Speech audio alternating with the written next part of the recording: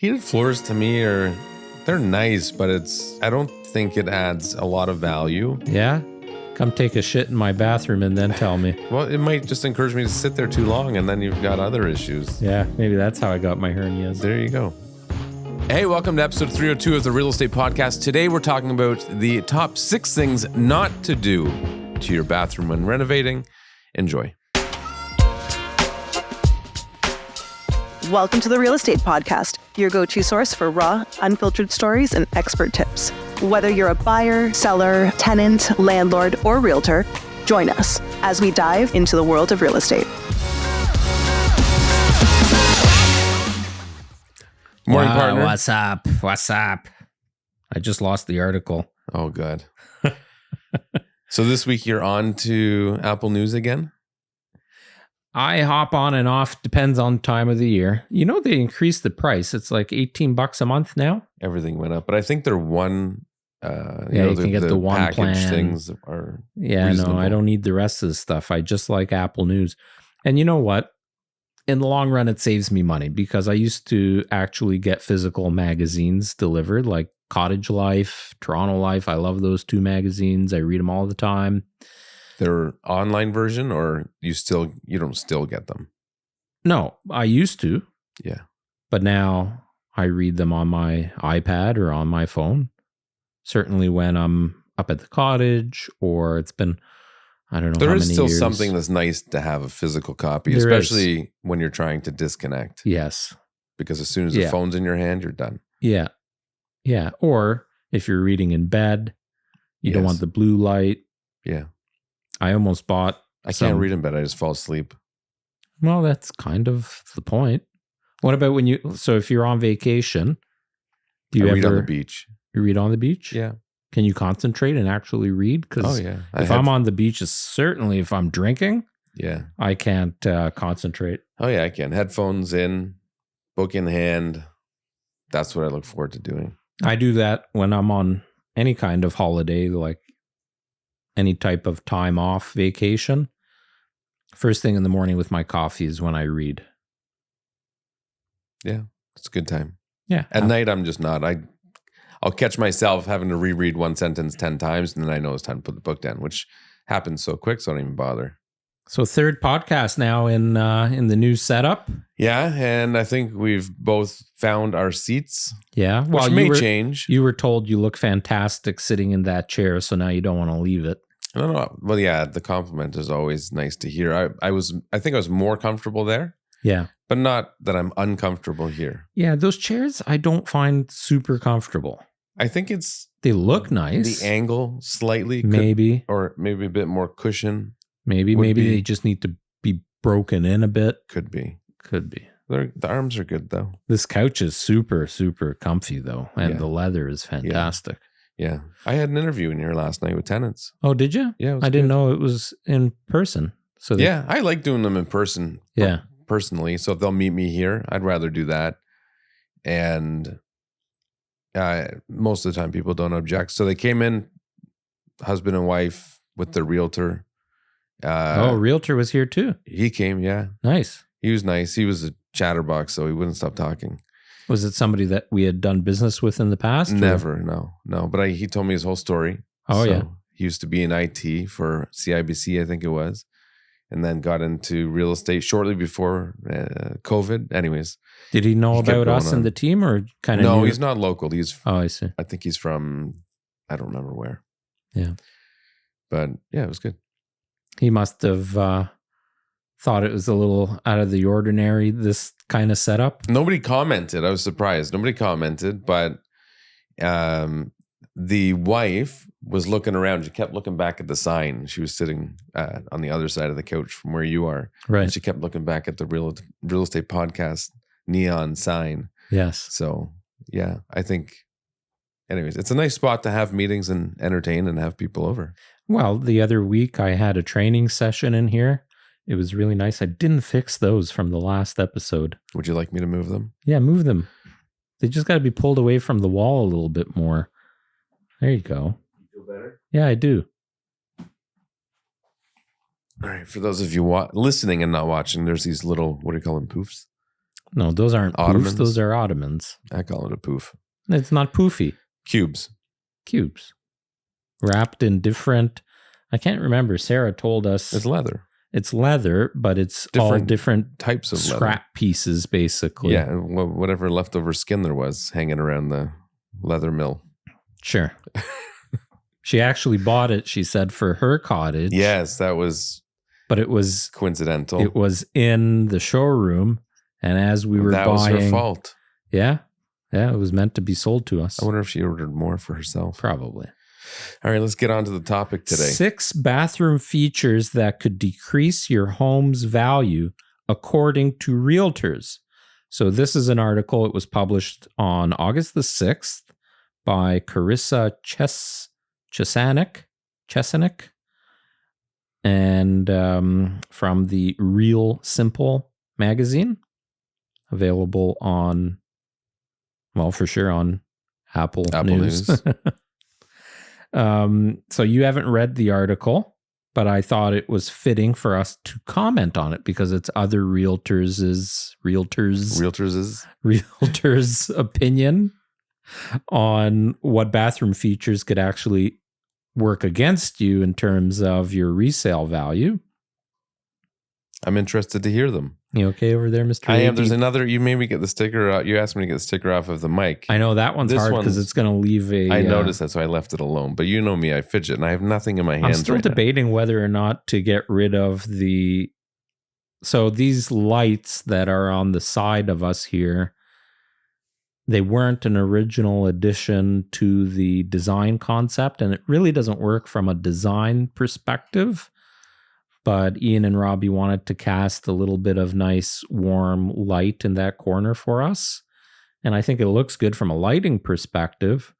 So these were on sale. They were $120 originally. Nobody cares. And they went on sale for $39. I sent Jen right away to grab them. They were the last 2. But they have this stupid little I like the table. I'm using it. Yeah, it's convenient, I suppose. All right, so I will read through each of the 6 features, and then we'll comment on them, and we'll start with your... And just before you start, feedback. I think people planning to do updates, renos, whatever, if you're not consulting a designer, which I think you should in almost all cases, right from paint colors to major renovations, I think real estate agents are a good second choice. Sure. So if you know one, which everyone seems to, it's a good reference for... Let's not go there, because even if you know a realtor doesn't mean they know. No, that's true. What's a good idea or decision. No, this is true. I mean, if you know somebody that knows what they're doing, maybe just stick with a designer. Yeah. Maybe it's too hard to Well, even to that people. point, like we're big believers now. If you asked us 10 years ago, maybe our answer is a little bit different or skewed from what it is today. But we're big believers in hiring a professional for pretty well anything that's design and home related. Certainly if you're not capable of doing it yourself or just don't know how, whatever, or don't have the time, hiring a designer is much like hiring a realtor, that you should do the due diligence on that person to know what their style is. Does it align with your style? Because even though you do certain renovations to improve the value of the house, what percentage of that is to improve your just overall enjoyment of that renovation too? Well, even with us, at times we're somewhat selective with which stager we select for a particular home, because even in those cases, the overall design on the staging. Yeah, some of them can adapt really well to the character of a home, but some of them have a very specific style that's very consistent, and it's not suitable in all cases and is really suitable in others. So, yeah. All right, number 1. Number 1 is a small shower. And then the comment from the realtor is people don't want to do jumping jacks in the shower, but they want enough space to move around. It's a person's time of zen and relaxation, or if they're in a rush, they don't want to be bumping into walls and glass doors. But I mean, realistically, are people ever installing a small shower unless they have no choice? Seems like I mean, that's a good point. Like every newer renovation that I've seen, they might even be excessively big. Yes. It depends if you like to shower in multiples. Yes. You know, if you like to have more than yourself in the shower. You know, some people even bring younger kids in with them into the shower. Some couples like to shower together. Could be of not just from a romantic standpoint, it could be from a convenience standpoint, right? Like if two people are getting ready at the same time, sure, you're saving time, saving water. I don't know about water because it slows the process down as a whole. Well, it depends what you're doing while you're in there. That doesn't take a long time. But I tend to agree. I think that a small shower, especially now, you know, you might get taller people, you might get wider people. I think what's more important is like I think in most cases people are installing what would be considered a small shower because that's all that can fit there. You know, the little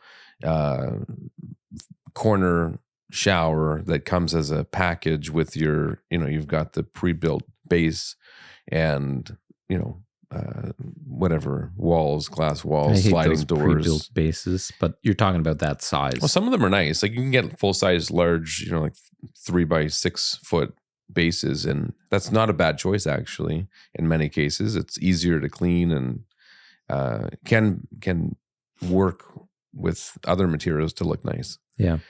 But anyways, yeah, I would agree. Small showers are not good. So if you were doing a bathroom renovation and the shower was important to you, and you've done a renovation with a bathroom, and we've been there, done that with ourselves, with clients, any recommendations of what? So if you were redoing your primary ensuite right now, and you were converting because you have a tub shower combo. Yeah. And you don't use that tub, right? No. So you would probably do a shower only. Am I right? Yeah. How would you renovate that shower? Anything specific in there? I like having a bench. It's nice to be able to sit down. Shave your legs. If you want to wash your feet or whatever, shave your legs. There's lots of uses for it. So I would always have something like that. A shower niche or soap niche rather. I would always have something like that. You can also get creative and have them on like a half wall facing into the shower so they're not visible from the outside. So people do things like that. Right. If you don't want your soap displayed. Right. Some people like to have nice soap bottles and it looks nice on display. Other people just, you don't want the biggest bottle of conditioner or shampoo they can get. So they want and quite frankly, tucked out of the way. Having a lot of glass means a lot of upkeep too. Mine, I squeegee my shower every time I use it. Every time? Every time. Wow. And it's spotless. I don't know how long I've had it. Did you put, years. So I think I mentioned this tip in a podcast not long ago. Did you put a Rain X coating on it? No. That is a lifesaver. Yeah, but it's probably toxic. It's made for the outside of a windshield. I don't know if it's toxic or not. I'm sure it is. I'm not digesting it. No, I suppose, but there's got to be fumes of some sort. In a hot shower, any heat and chemicals. I don't know. And mist and evaporate. And we'll send this podcast to somebody at RainX so they can comment on it. I'm not sure who their parent. Did you read the bottle? Is. It probably says not safe for. I don't know. Maybe shower. They actually make a product specifically for that purpose. Maybe. And it's probably the same product, just rebottled. The other thing I would do, I don't know the cost of it, but if it's feasible, I would do a steam shower. Yes, that would be high priority for me. Mm-hmm. Nice eucalyptus steam shower first thing in the morning or after a good workout. Yeah, I would do something creative with lighting just to set more ambient and mood kind of lighting or different times of the day. So if you're showering in the morning, maybe you want some daylight type of lighting. Mm-hmm. And if you're showering at night and trying to calm down before bed, maybe a little bit more dim lighting, something of that nature. I'd love to have some jets that actually almost massage you. So a couple of jets in the wall, steam option. Yeah, there's so many options for showers nowadays in terms of fixtures. So, Well, and handheld shower heads, fixed shower heads, Yeah, exactly. body jets. You can go to town. music, But I like think- audio. I think for sure, I think a handheld is good. I don't have one in my basement shower. I didn't think of that when I had it done, but that would be helpful even just for cleaning, Sure. like cleaning the shower. Yep. So I would have done that now that I have not done it and realized it would have been handy. Yep. But that's it. Oh, and also I would say, sorry, I have these, I think you maybe have the same tile, small hexagonal Yeah. tiles on the They're a pain floor, in the and they ass. look great, but there's a ton of grout. It's harder to keep clean. So I would stick to large format tiles Mhm. and maybe use a more decorative tile like in the soap niche, or I don't know, somewhere else. More of an that's- accent. Yeah, more to complement the larger Yeah. tiles. And the thing to consider when there's more grout, that means more maintenance long term. Yeah. Because grout will naturally need to be either replaced or maintained in some capacity, because over time it'll break down, which can lead to water penetration and then could lead to mold and mildew issues. And Yeah, it just becomes a pain in the butt. So that's a great point. So to summarize that, it was large format tiles with smaller tiles as decorative inserts, lighting, steam. What else did we say? All of a sudden it's a $25,000. Well, that's the thing, right? Shower. You can go a little crazy, but there's ways to do these on a budget. But to our last episode where we spoke about upgrades in newer homes, Yeah, you got to think that when you're doing a renovation, now it's kind of the new part of your house. Think about things that you cannot change later. right. So things like adding. Oh, I thought of another one. Okay, go for it. A flush floor, seamless floor. As opposed to having a A lot of step. showers. Yeah, Yeah, I did that in my basement and it's fantastic. yeah, it looks nice. Except the contractor didn't grade it properly. Mine's not done either. Did we happen to use the same contractor? Oh, yeah, I think we did. All right, the next step. Vanities with limited space. Again, So, can I mean, these are, I feel like these are all, like people aren't intentionally getting a vanity with a limited space, be it countertop or storage. They're just working with the space they have to work with. I think the one exception may be in a space where you might consider putting a pedestal sink because, So this actually talks more about the storage component of it too. Mhm. So if you have a single vanity, instead of having a pedestal style or a floating style vanity, to consider one that has more storage options. definitely, like if it's 24 to 30 inches, a lot of people may consider the pedestal sink, but I think you'd be better off with a full vanity with storage options and counter space.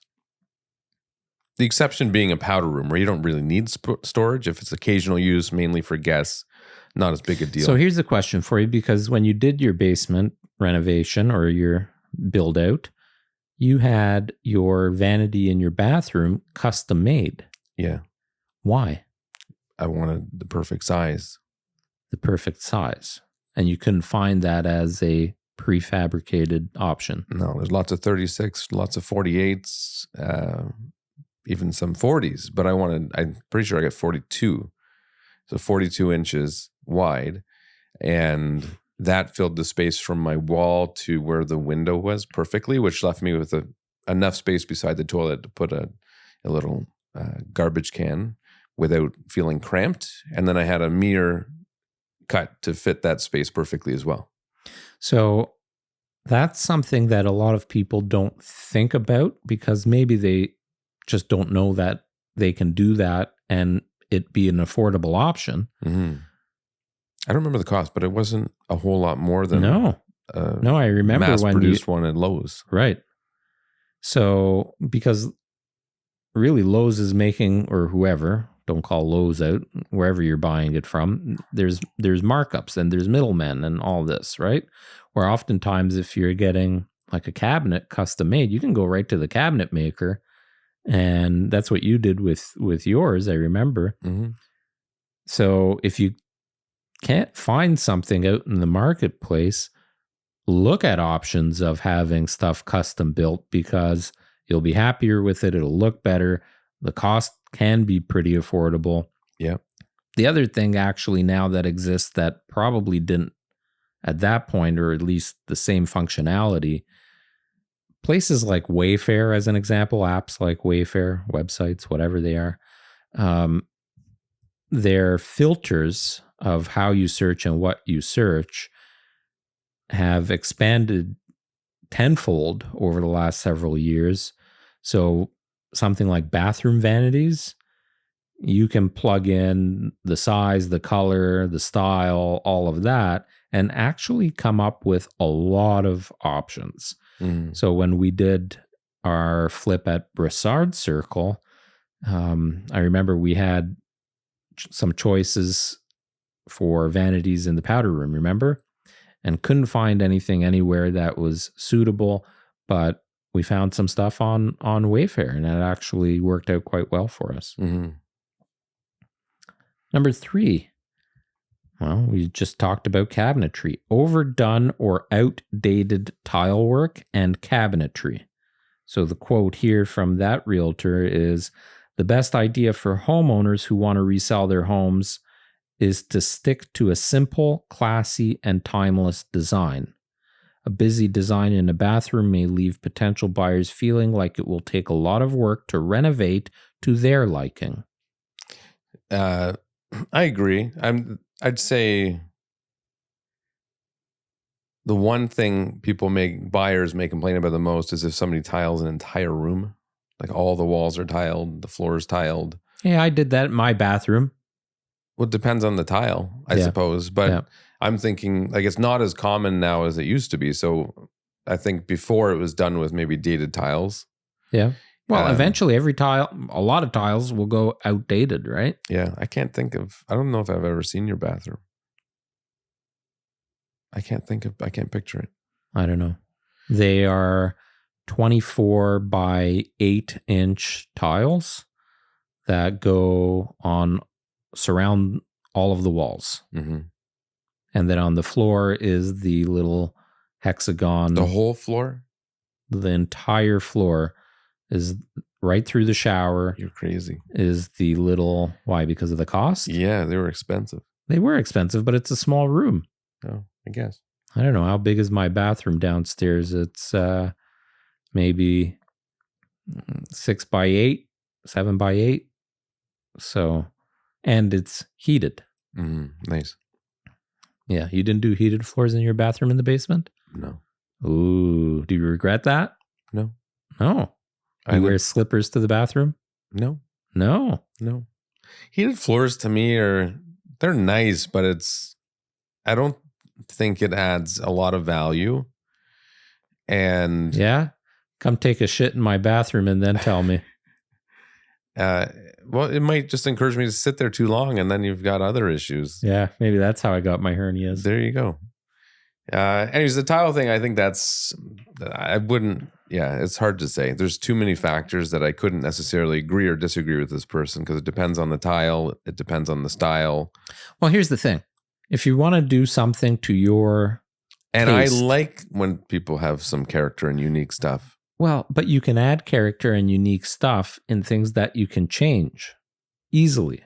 So the paint, the artwork, the decor itself, like the accessories, the hardware on the cabinetry, even your faucet, right? A faucet is pretty easy to swap out.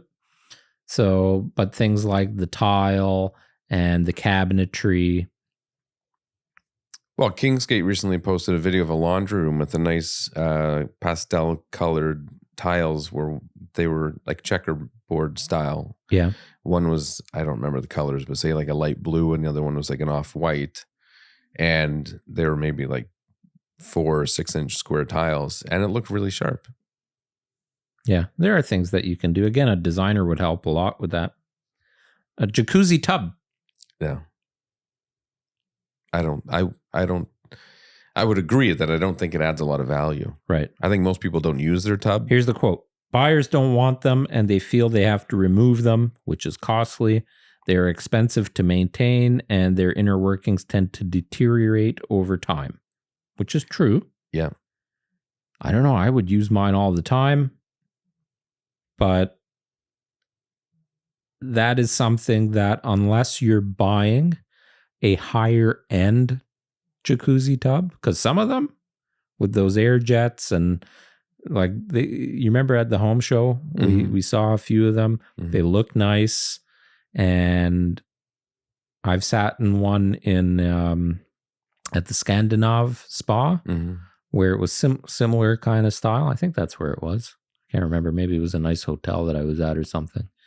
But I remember the power from those jets. It's not like your jacuzzi, your hot tub. It's a little bit more precision to it somehow. I don't know. It just felt because you're engulfed in just one tub versus a smaller tub. I would still rather put the money into a hot tub versus a jacuzzi tub. Yeah. I don't know. I guess that's a personal preference thing, but yes, most buyers don't really want it. It's another thing that can break down. And depending on the tub, because the freestanding ones, they're much easier to maintain now.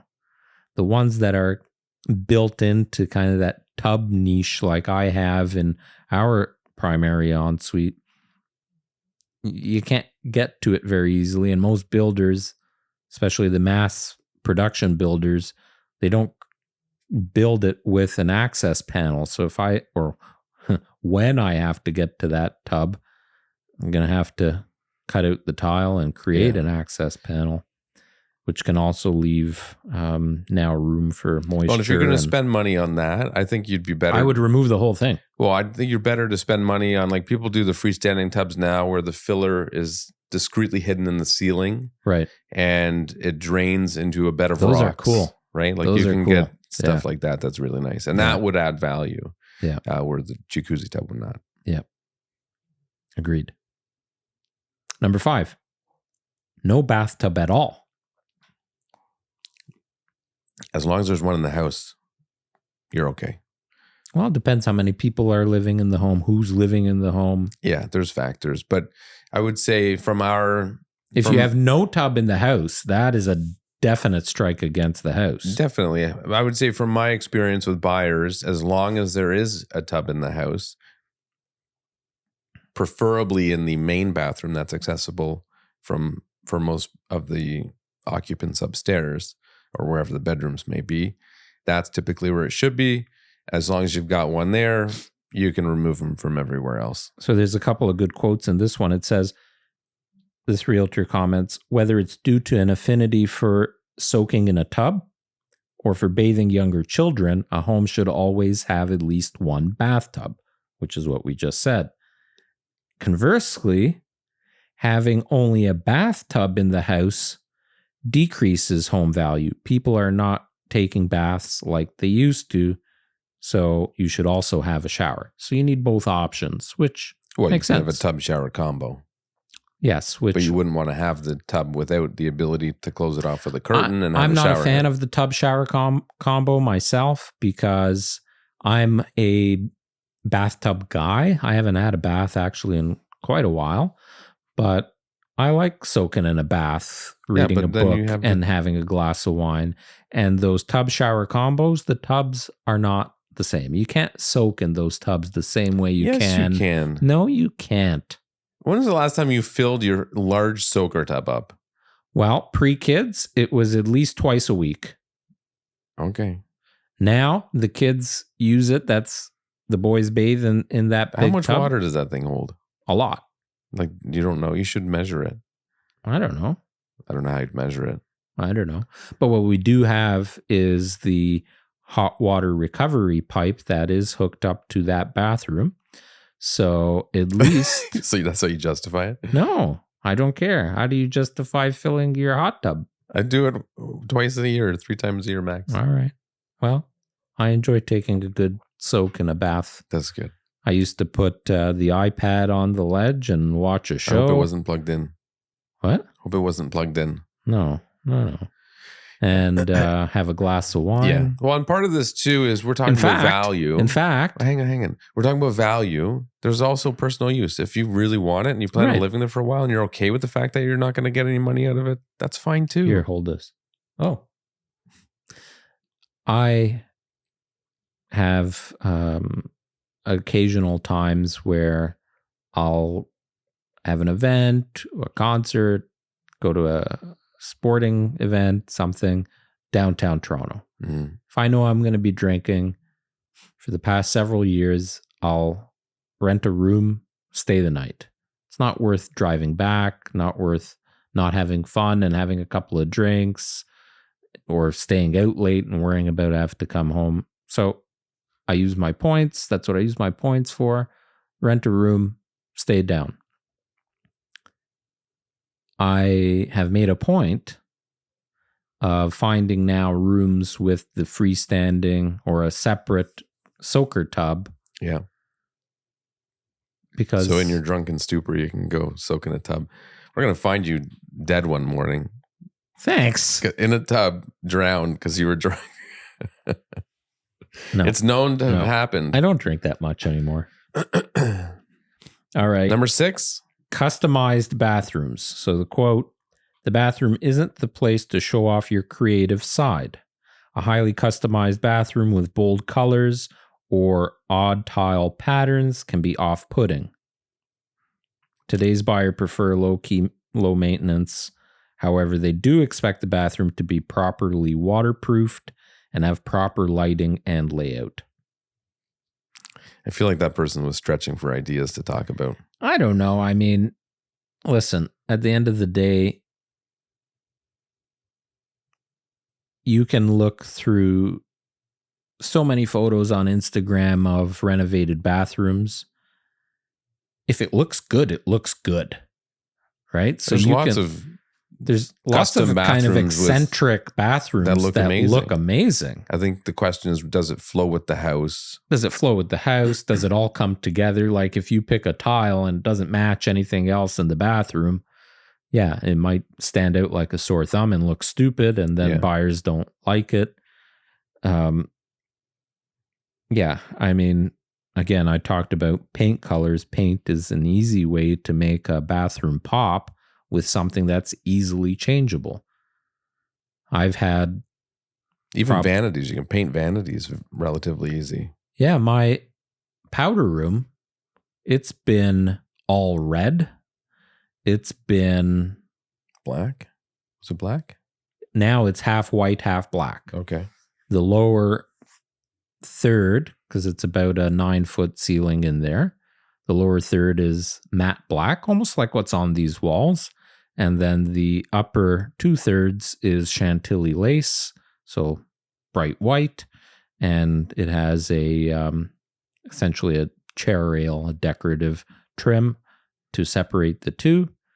And then everything in the room is black and white. The tiles are black, the grout is black. So some would consider that along the lines of what this person's talking about, but I've seen it and it looks nice. Maybe people don't like that stark contrast. Maybe they want some color, but a powder room is super easy to get creative with. Yeah. So if you're going to go nuts and you want some fantastic tile or what you think is fantastic, powder room, go nuts. Agreed. So there you go. If you're thinking of doing a bathroom reno, some tips for you. You know, one thing I would do, I've thought about it. It's not cheap, but I would buy like a really fancy, like Toto toilet, like one of those. You've been talking about that now since toilets. Steve installed one in his place. I mean, the really fancy ones. And the nice thing with that is you can take it with you when you sell. I would exclude it from the sale. I thought you meant like take it to work. Oh, take it with you. Portable toilet. We used to have one when the kids were young. Yeah. Yeah, I would. Something like that is, I think that's something to splurge on. Yeah. And I think it's okay to. And I think it's also okay when you sell your house that you can exclude it from the sale and have it moved to your new house. Sure. Toilet not included. I don't want your crap anyway. 100%. Get it? I get it. Good. Yeah. Okay. Bye. Ciao. There you have it. hopefully this helps you with your next renovation. Thanks for watching the Real Estate Podcast. If you haven't already, make sure you subscribe so you don't miss out on the upcoming episodes.